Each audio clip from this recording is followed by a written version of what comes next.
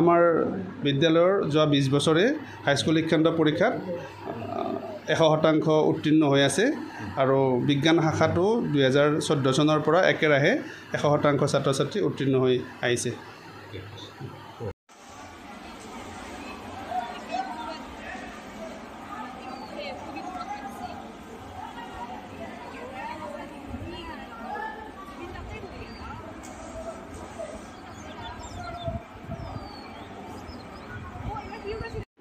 নমস্কাৰ, আজি ঘোষণা কৰা উচ্চতৰ মাধ্যমিক চূড়ান্ত পৰীক্ষাত আমাৰ বিদ্যালয়ৰ মুঠ বিজ্ঞান শাখাত 56 গৰাকী ছাত্ৰ ছাত্ৰী অৱতীৰ্ণ হৈছিল আৰু ইয়াৰে ভিতৰত 51 গৰাকীয়ে প্ৰথম বিভাগ পাইছে আৰু 5 গৰাকীয়ে দ্বিতীয় বিভাগ পাইছে। 100% উত্তীৰ্ণ আৰু ষ্টাৰ নম্বৰ পাইছে 20 গৰাকীয়ে আৰু কলা শাখাত 22 গৰাকীৰ ভিতৰত 14 গৰাকীয়ে প্ৰথম বিভাগ পাইছে আৰু 6 গৰাকীয়ে দ্বিতীয় বিভাগ, 2 গৰাকীয়ে তৃতীয় বিভাগত উত্তীৰ্ণ হৈছে।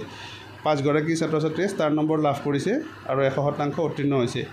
আৰু ইয়াৰ আগতে আমাৰ হাইস্কুল শিক্ষান্ত পৰীক্ষাটো 83 গৰাকী ছাত্ৰ ছাত্ৰী অৱতীৰ্ণ হৈছিল। তাৰ ভিতৰত 80 গৰাকীয়ে প্ৰথম বিভাগ আৰু 3 গৰাকীয়ে দ্বিতীয় বিভাগ পাইছে আৰু 100% উত্তীৰ্ণ হৈছিল। 37 গৰাকীয়ে ডিষ্টিংশ্যন আৰু 26 গৰাকীয়ে ষ্টাৰ নম্বৰ লাভ কৰিছিল।